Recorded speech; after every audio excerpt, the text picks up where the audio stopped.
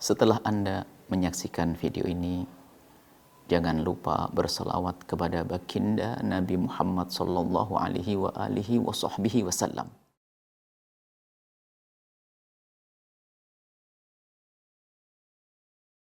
Alhamdulillah, salatu wassalamu ala rasulillah Habibina Sayyidina Muhammad bin Abdullah wa ala alihi wa ashabihi wa mawalah, amma ba'd. Kita lanjutkan belajar kita dengan mengkaji membahas tentang hadis Jibril. Hadis Jibril sudah kita baca pada pertemuan yang lalu. Kita masih membahas tentang rukun Islam, rukun pilar agama yang pertama, yaitu rukun Islam, yaitu bersyahadat. Pilar agama yang pertama, rukun Islam. Rukun Islam yang pertama adalah bersyahadat. Pilar agama yang pertama adalah Islam, dan rukun Islam ada 5. Yang pertama adalah bersyahadat. Nah, bersyahadat sendiri apa sih makna syahadat itu? Makna syahadat itu adalah, secara bahasa syahadat adalah ikrar atau bersaksi. Cuman dalam yang dimaksud dalam syahadat di sini adalah kalimat syahadat. Asyhadu an la ilaha illallah wa asyhadu anna Muhammadar Rasulullah. Maka bersyahadat itu artinya atau seorang berikrar, meyakini bahwa ini makna bersyahadat adalah berikrar dan meyakini bahwa tidak ada Tuhan selain Allah dan Nabi Muhammad adalah utusan Allah, seperti yang ada di sini. Mohon semuanya harus bisa memiliki buku ini. Kami tidak membaca ini, kami hanya poin-poinnya saja kami hadirkan. Maka di sini sebelum mengatakan Tuhan hanya ada Allah, harus kita nafikan dulu Tuhan-Tuhan yang tidak benar. Maka nanti di dalam pembahasan, di saat orang mau masuk Islam ada 2 model manusia. Yang pertama, orang yang punya latar belakang agama, dan orang yang tidak pernah punya keyakinan tentang ketuhanan. Ini berbeda cara masuk Islamnya. Seperti yang kami singgung pada pertemuan yang lalu, siapakah yang wajib mengucapkan kalimat syahadat untuk bisa dianggap sebagai seorang muslim mukmin? Ada 2 model. Yang pertama adalah orang yang kafir asli, kemudian ingin masuk Islam, maka dia harus bersyahadat. Asyhadu an la ilaha illallah Muhammadur Rasulullah. Atau orang yang pernah melakukan sesuatu hal yang menjadikan dia keluar dari Islam, namanya murtad. Kalau ingin kembali kepada Islam harus bersyahadat. Nah, ini adalah masalah syahadat. Kemudian kita juga kami sampaikan tadi, di sini ada di halaman 10, mohon ini bisa diikuti semuanya.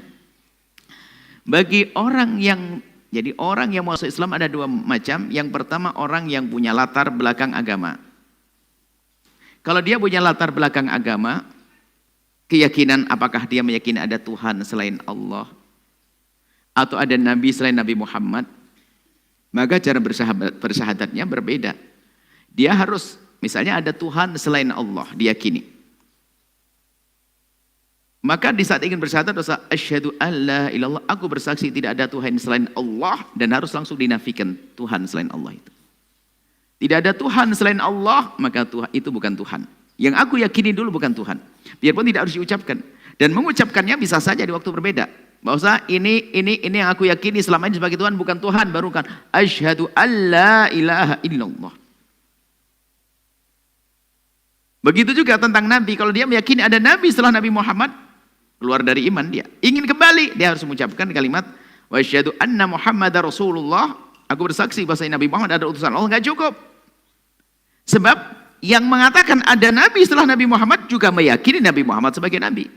Bisa saja dia meyakini ada Nabi setelah Nabi Muhammad. Maka setelah dia mengatakan wa asyhadu anna Muhammadar Rasulullah dan Nabi Muhammad adalah utusan Allah, ditiadakan. Dan itu bukan Nabi. Misalnya meyakini ada Tuhan selain ada Nabi selain Nabi Muhammad, Mirza Ghulam Ahmad. Yang meyakini, yang tidak meyakini malah lain cerita. Yang meyakini Mirza Ghulam Ahmad sebagai Nabi harus asyhadu anna Muhammadar Rasulullah dan aku bersaksi Nabi Muhammad utusan Allah, dan Mirza Ghulam Ahmad bukan Nabi. Harus begitu. Nah, meniadakan itu bisa saja di waktu yang berbeda. Kamu masih percaya dia nabi? Tidak. Kalau tidak, sudah selesai. Biasanya itu dipangkas dulu keimanan-keimanan yang salah itu, keyakinan yang salah, baru di saat mengucapkan kalimat syahadat murni, nggak ada tambahannya. Asyhadu an la ilallah wa asyhadu anna Muhammadar Rasulullah. Seperti itu.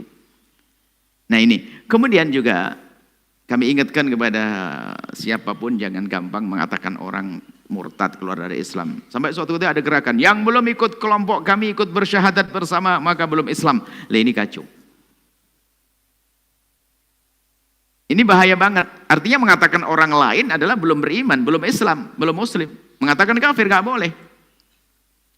Kalau belum bersyahadat lagi, belum masuk Islam. Loh, kenapa? Emang selama ini melakukan sesuatu yang mengeluarkan dari Islam? Selagi tidak, nggak perlu itu semuanya. Ini bahaya. Ada sebagian orang mungkin karena pengen mengunggulkan kelompoknya di antara yang lain, maka caranya memangkas dulu, merendahkan kelompok yang lain dulu. Menganggap kelompok lain belum benar Islamnya, maka harus bersyahadat kembali. Harus macam-macam. Sehingga ini ekstrim orang ini. Sehingga mengatakan orang adalah kafir-kafir, ini bahaya sekali. Kemudian ada permasalahan, kemarin ditanyakan oleh penanya, tapi disebutkan di sini, penanya kemarin tentang bagaimana, tentang kisah pamanda Nabi Abi Thalib. Sebenarnya itu masuk pembahasan begini. Apakah di dalam mengucapkan kalimat syahadat itu, di dalam meyakini bahwa tidak ada Tuhan selain Allah dan Nabi Muhammad utusan Allah harus diucapkan oleh lisan kita? Bukankah iman urusan hati? Kenapa lisan ikut-ikut? Maksudnya dijawab, lah ini ada 3 pendapat dalam hal ini.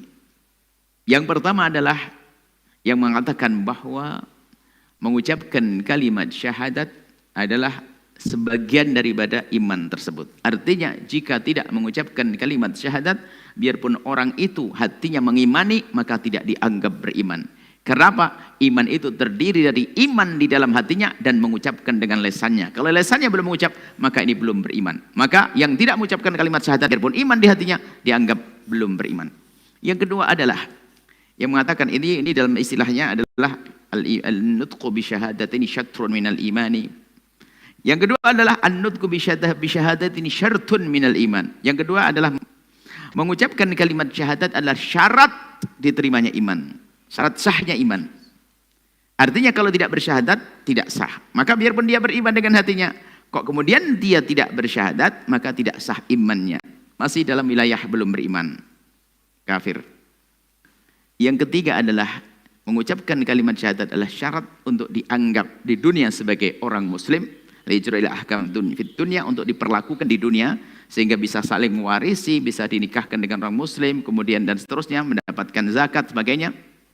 Maka orang ini namanya orang yang semacam ini dianggap sebagai orang beriman biarpun tidak mengucapkan kalimat syahadat. Tentunya dengan tanda-tanda tidak melakukan dengan zahirnya sesuatu yang menyekutukan Allah.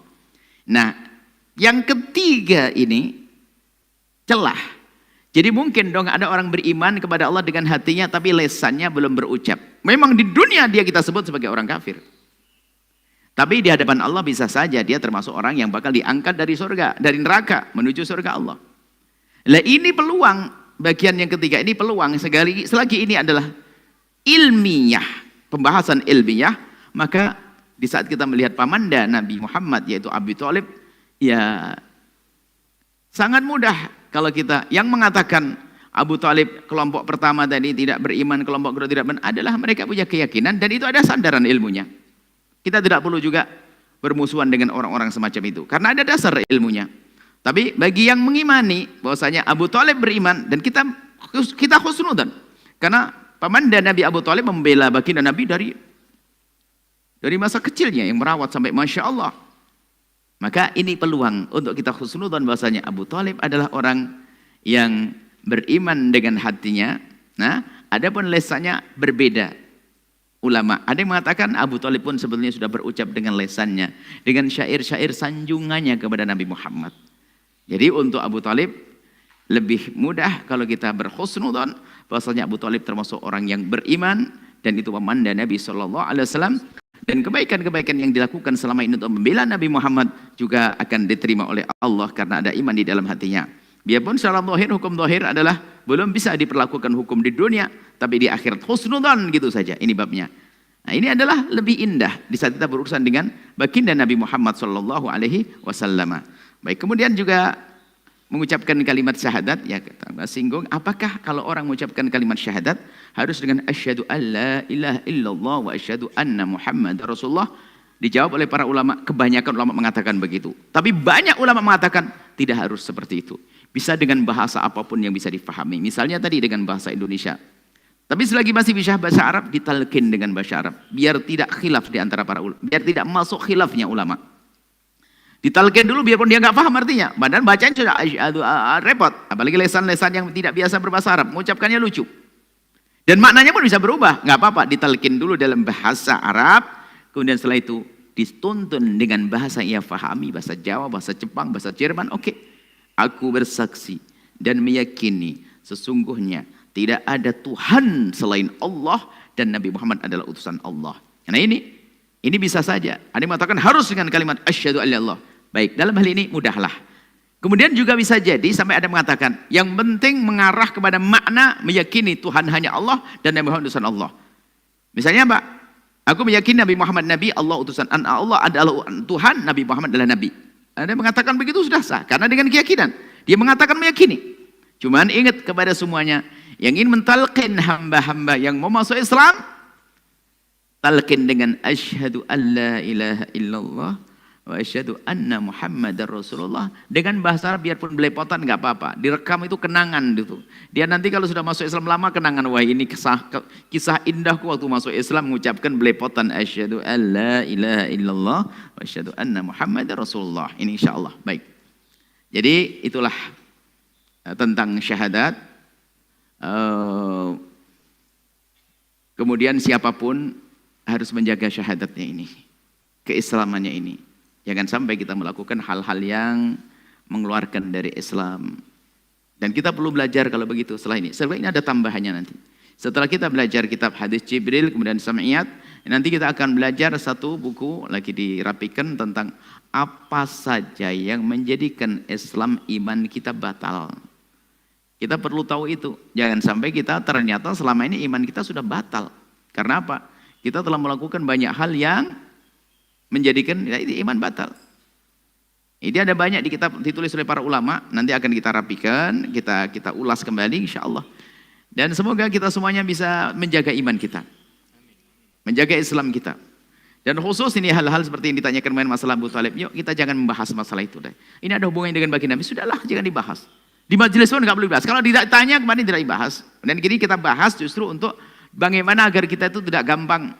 Bahkan ada termasuk bapak ibu, ayah ibunda baginda Nabi SAW. Jangan sampai kita punya ungkapan-ungkapan yang tidak pantas ya. Biarpun alasannya adalah hujjah. Selagi masih ada kemungkinan-kemungkinan untuk kita bawa kepada yang baik untuk keluarga baginda Nabi, kenapa tidak? Kenapa tidak? Kita bawa selagi masih ada celah. Kenapa kok kita kok pengennya kok yang nggak enak untuk baginda Nabi? Masih mungkin, kecuali nggak mungkin seperti apa? Disebutkan dalam Al-Quran, tabbat yada abi lahabi, lahab Abu Lahab, paman Nabi. Tapi kan jelas sudah, ya nggak perlu lagi kita takwil begitu. Nggak perlu lagi kita membawa-bawa karena sudah dinas Quran. Kita juga adil kok. Abu Lahab sama paman Nabi, Abu Thalib paman Nabi, tapi beda kan kisah. Abu Lahab memusuhi baginda Nabi, ya sudah. Ini jangan. Kita itu perlu namanya ilmu. Ilmu tidak saja dengan pembahasan akal ilmiah kita, hati harus banyak berperan di makna kasih dan cinta kepada baginda Nabi Muhammad SAW. Kalau sudah mengatakan bahwasanya paman dan Nabi seperti itu, apa sih yang berat bagi yang lainnya? Tapi ingat, bagi yang mengimani bahwasanya paman dan Nabi adalah selamat, tidak usahlah marah-marah mencaci maki orang yang mengatakan tidak, paman dan Nabi belum beriman dan seterusnya. Nah, dan adapun urusan ibunda Nabi kita singgung di sini juga, ibunda Nabi, ayahanda Nabi beliau adalah wafat sebelum Nabi menjadi utusan Allah. Artinya apa? Beliau adalah di ayam masa fatrah, masa yang tidak akan dihisab dosa-dosa. Apalagi tidak terbukti mereka itu menyembah berhala. Jadi bukan orang penyembah berhala. Alhamdulillah baginda Nabi Muhammad SAW diselamatkan oleh Allah. Tidak ada dari usulnya ke atas yang menyembah berhala dan juga yang dari zina. Bersih semuanya. Secara zahir dan batin. Zahir adalah imannya, zahir batinnya, dan juga nasabnya dijaga. oleh Allah Subhanahu wa taala.